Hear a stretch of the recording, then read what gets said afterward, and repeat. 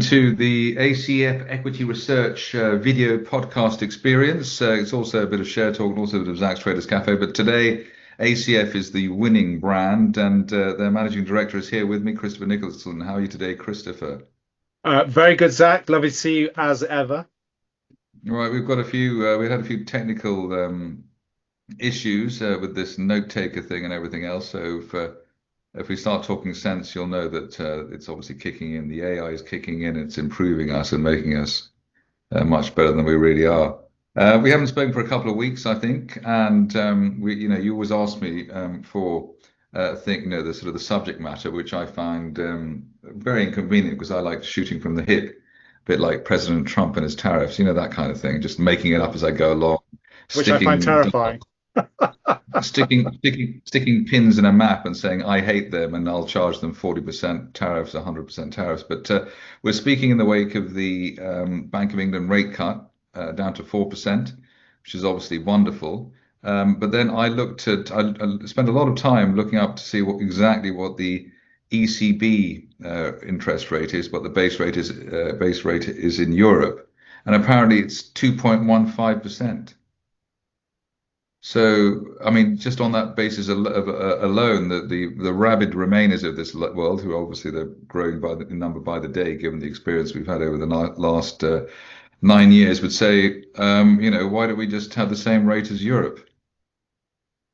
Well, I mean, it's a good question, but we have a different structure. We'd always want to have an independent Bank of England or Sorry, monetary, independent.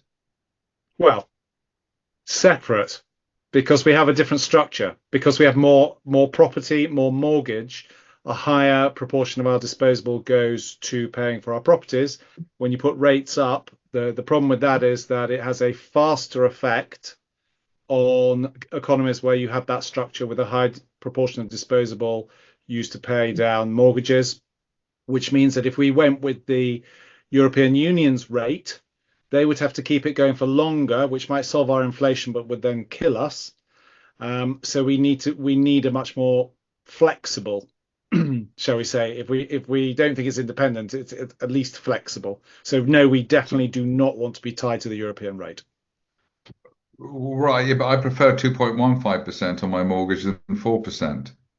Well, me too, but I think we are And it's addressing a always slightly higher. different issue. It's always higher. And actually, you did mention that how important real estate and housing market is to this country.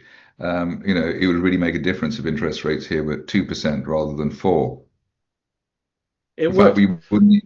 In fact, we'd have more money to pay Rachel Reeves. I mean, we'd have plenty of money to pay for our council tax and all the other Is stuff. that what we're going to do with it all? That sounds Parking that's very fines, disappointing.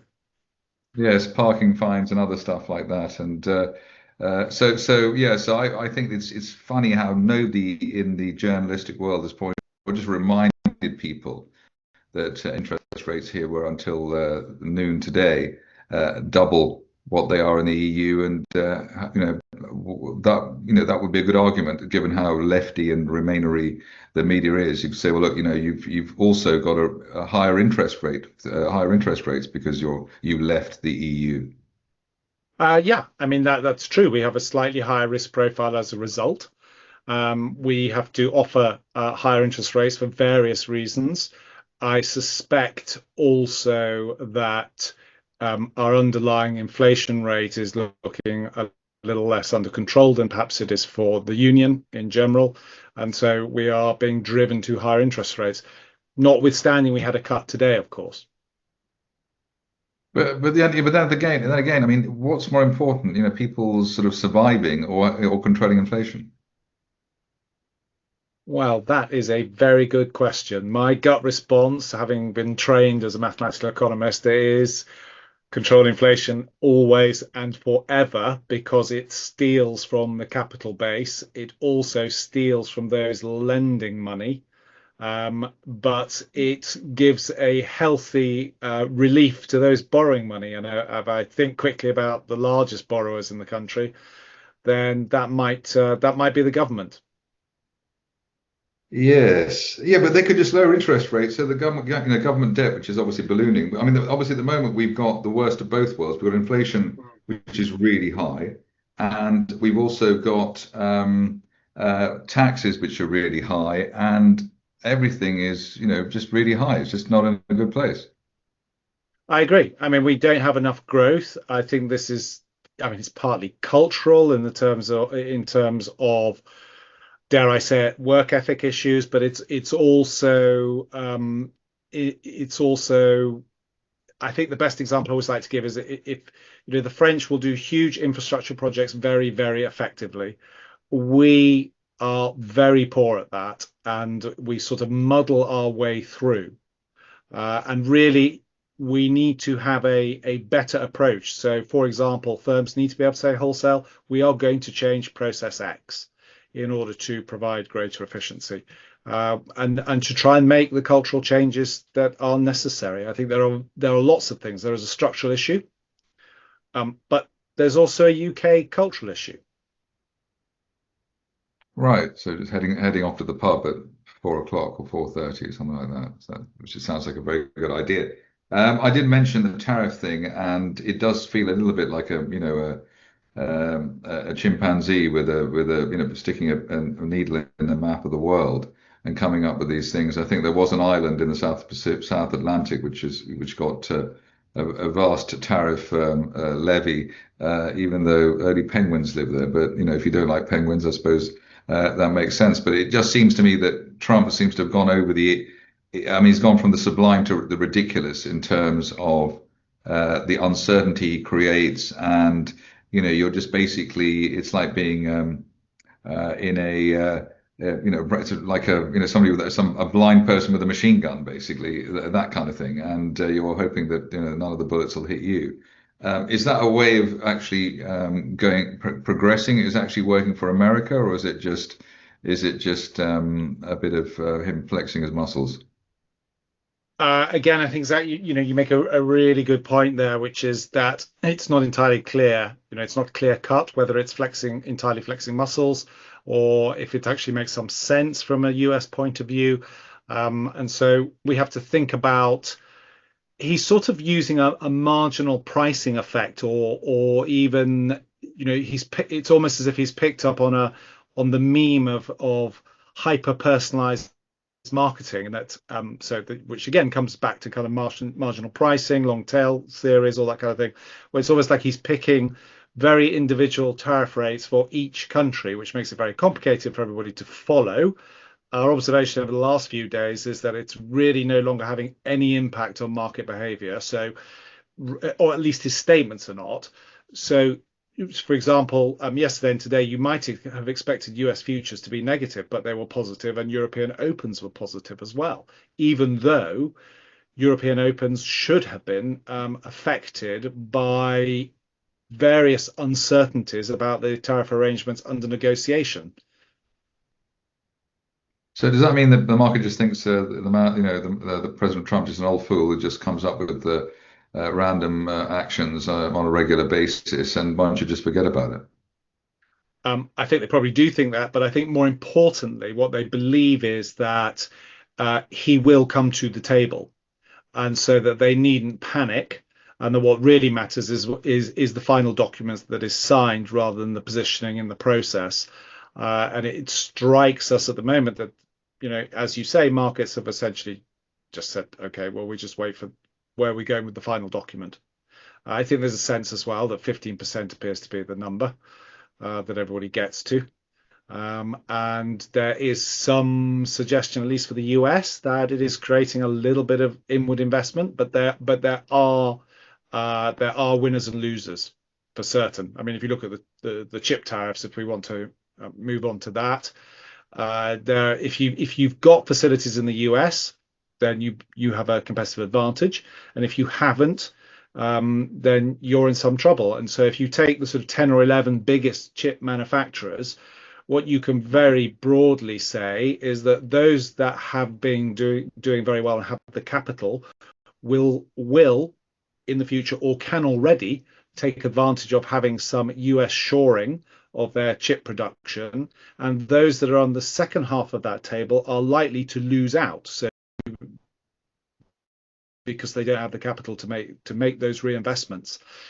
So you could actually create yourself a long and short table just on chip manufacturers, and they're all pretty liquid. So it's as it's relatively, it's not risk free, of course, but there is a lower risk in taking the short positions. Yeah, I think read that Apple is going to be putting $100 billion into sort of mitigating that, or maybe investing in the US rather than anywhere else. So the inward investment thing is a winner, and that is a winner. And obviously, this country doesn't do that. They try and just encourage people to leave, but that is a good one. In fact, on that note, I was shocked to read in the Financial Times, because I don't read the Financial Times because it's, as I told you before, it's a money-hating lefty organization, and its color is actually reflective of its politics.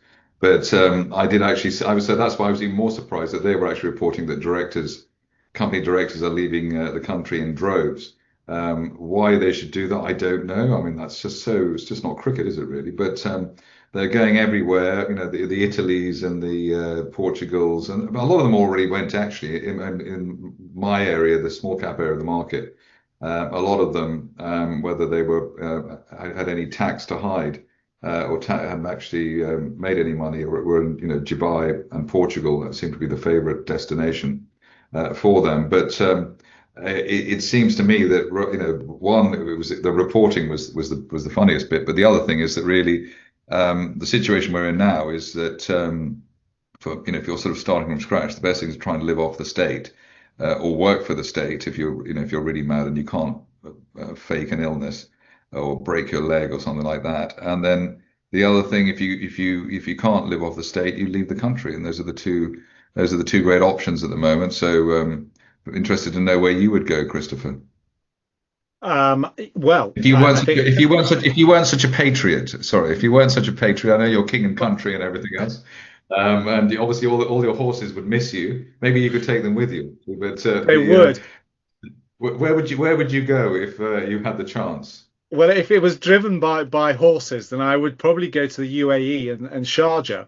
Um, I mean, the reason I wouldn't go to Dubai is partly because I think Sharjah is more interesting and there is more facility for horses there, in my view. I was actually, in fact, as you mentioned this, Zach, I was in fact approached last week by an organisation offering to do exactly this type of setup. And when I checked with them and said, hang on a minute, doesn't it mean that I cannot repatriate any profits? There was a silence. And they said, yes, you can't repatriate any profits back to the UK. So it would mean Why, a physical that's even relocation. better. That's even better. I wouldn't want to bring any money here if I had any. Well, I mean, I think that what I would, we have a great country in terms of culture. It's a wonderful place to live. I bumped into somebody, you mentioned the horses. Through my horse activities, I bumped into somebody the other day who was not originally a UK national, but had lived here for a long period of time and recently moved out to Dubai. And they had various reasons for doing it, but one of them was related to the tax structures and uncertainty. And this is a family who are professionals but very wealthy and have lots of spare capital, and they're not the only people I've talked to. And I've described really an amalgamation of several people I've had that conversation with over the last 2 or 3 weeks to protect the guilty, as it were. So I think the main issue really is, yes, we've got the short-term tax issues. We've got the 2% on assets. We've got increasing NI expectations, but it's the uncertainty. It's the uncertainty of what is going to happen versus the certainty that taxes will have to go up to fix the 50 billion hole, or you need to inflate away your current debt load, neither of which are attractive to people who generate wealth. You've ruined my punchline. I was going to say, how do you fix a 22 billion pound hole? You make it turn into a 50 billion pound hole. I mean, I just saved that up, and it's been ruined now. I'm sorry. I was even going to mention the Beatles song, the Sergeant Pepper's "Fixing a Hole." I had everything ready, and it's completely the podcast is ruined. But you sort of say that it's the uncertainty. There's no uncertainty. I would suggest that net by the end of next year, we will be in the state we were in 1976, and you'll have the IMF type situation going on. I do think the pound is ridiculously strong compared to where it should be. I mean, it should be sort of 105, 110. And if I was on friendly terms with George Soros and Goldman Sachs and all the other people who undid Liz Truss as well as the ERM, I would be suggesting that he should take a punt on the short side. But there seems to be no uncertainty at all. That's why people are leaving. And there's no uncertainty at all because that's why people are not, they're not working, they're not productive. And the final nail in the coffin is, is this. You walk down the centre of London, you get and I think there's one phone theft every 3 minutes or 2 minutes or something ridiculous like that. And the personal safety thing is the thing, and that's all a factor of the money not being used for infrastructure and for sort of investment, human investment. Is actually being used just to pay welfare. And there's no Yes. way, if you believe, even if the figures of directors leaving and rich people leaving, if they're wrong or they're exaggerated, and even if they were not, even if nobody left, we would still be struggling. It's the Thatcher thing of, socialism, you run out of other people's money. But actually, socialism is you run out of everyone's money. It's not just other people's, it's everyone's money. You beggar thy neighbor and you beggar thyself as well. Yes. So that is the problem with it. And it's amazing that you can have that. We knew that our generation, not pretty, you might obviously much younger than me, but our generation remembers the 70s and remembers that kind of thing, or the aftermath of that, and 79 and going into the 80s. And we knew that, and it's amazing that you've got, and even Blair knew that in 1997. That's why he called it New Labour, and he didn't kill people immediately with socialist type things. I mean, he brought in things which meant that so there's almost a forever government. There's almost a forever centrist New Labour government, the Supreme Court, this and that, and everything else. But that was for many people 95 to 2008, or that was probably the biggest boom in their life. It was incredible. If you couldn't make money then, forget it. It's like that. That was the last easy time to make money. And it's obviously within a professional lifetime that people in their 50s and 60s now were operating then, and we do need to get back to that kind of thing. But the main thing here with the government is that they are saying one thing and they're doing another. I mean, all the policies on school fees, etc. They are not designed to make money. They're designed to change the electorate, to make everyone a Yes. Labour supporter, which we talked about before. But I think that Yes. until I see that in the paper every day, I'm going to keep saying it, because it's nothing to do with generating tax, so taking tax income, nothing to do with the economy. It's just to do with having as many Labour voters as possible. The retirement age goes up. They make sure you have no savings, so you're reliant on the pension. And then the pension age, by the time, I'm sort of like 8, 9 years away. I'm sure in the next 5 years it'll go to 70 plus, and it'll have to go to, only people over 90 in the end, who can have the pension. It certainly goes to 70 So, plus. Yeah. I mean, I yeah, don't think there's exactly. any It's like doubt it's about like that. it's like trying to catch a rainbow, a very small rainbow, which is like 800 quid a month or whatever it is. But I don't know, is it something like that? It's we're in that kind of situation. So it is an ideological battle, and I think they should just say what they're actually doing. They should actually say that we're not getting anything wrong. We're doing exactly what a socialist government should do. It's Which is to perfect. make the populace dependent on the state. Yes, exactly. And they should say, this is exactly what this is perfect. The private schools, all these children are going to state schools. They're all about Labour. It was nothing to do with the VAT. It was so that you have more Labour voters. Everything is on that. You need the NHS because you've got no money for private healthcare. They'll put VAT on private healthcare as well, right? And they'll do all that. I didn't actually know there wasn't VAT on that. I think there should be VAT on private healthcare.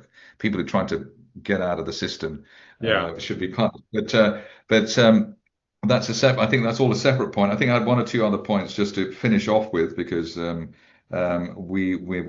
just go on and on, or I'll go on and on.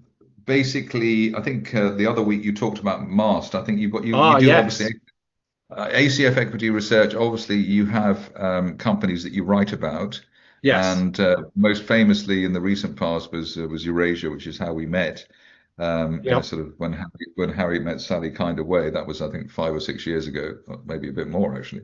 Um, yes. so so I mean, I can't ask you what your favorite thing is at the moment, but I suppose I can ask what you've written about, and that maybe that almost as good. Yes, well, I mean, what you we can actually, I wouldn't mind going back to Mast because I think it's a very interesting story at the moment.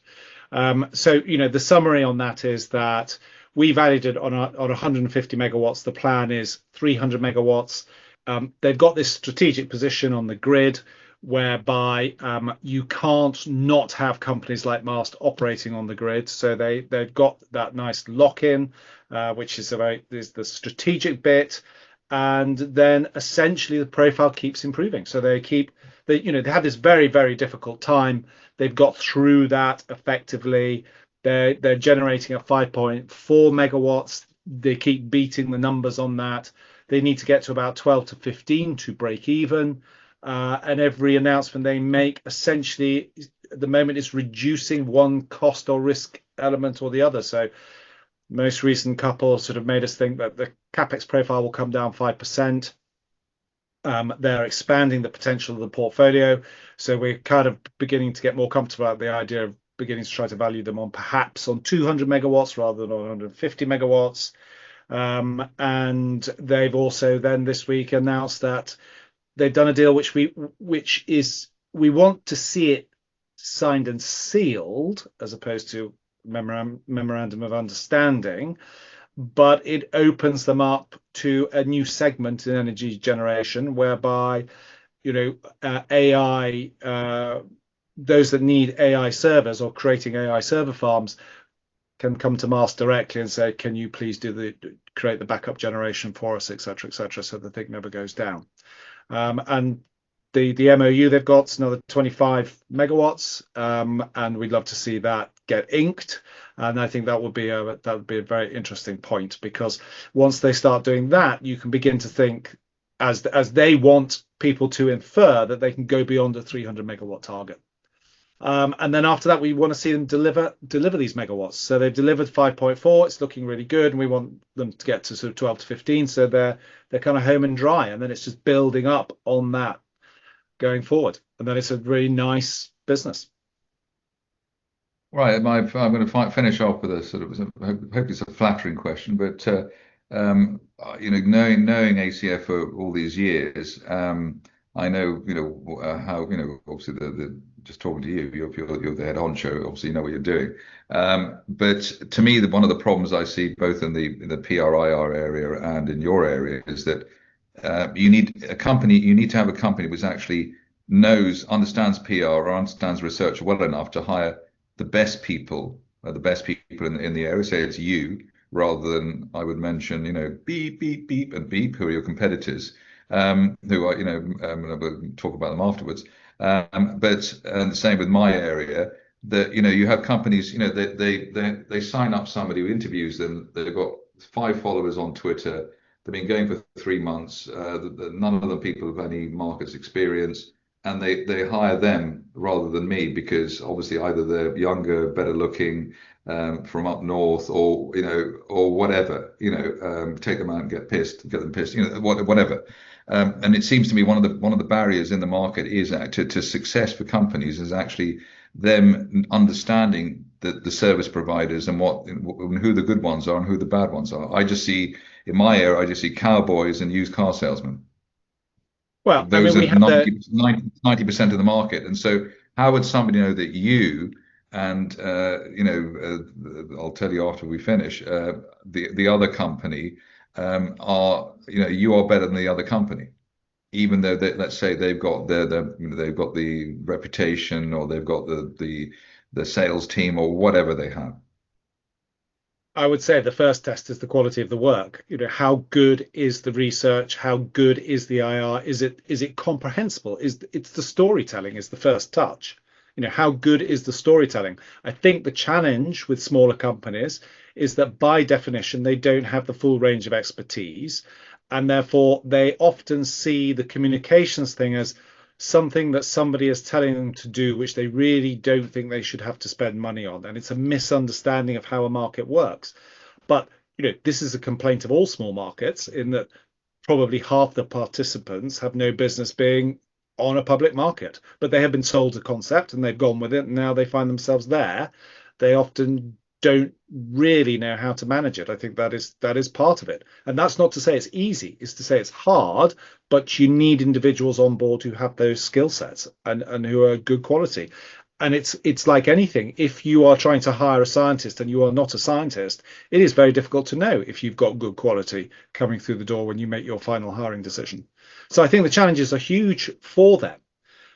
But I guess, Zach, I'm going to put it back on our responsibility and say it is the job of you and me and other named parties that we, appreciate our high quality, to get out there and talk to them and provide them with the opportunity to get to know us and to build confidence in what we have to say and give themselves time to test what we have to say.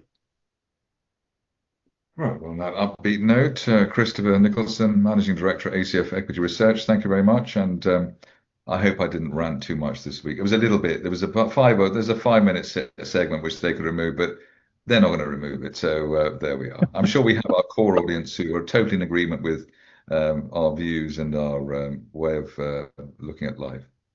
Thank you, Christopher. My pleasure. Thank you, Zach.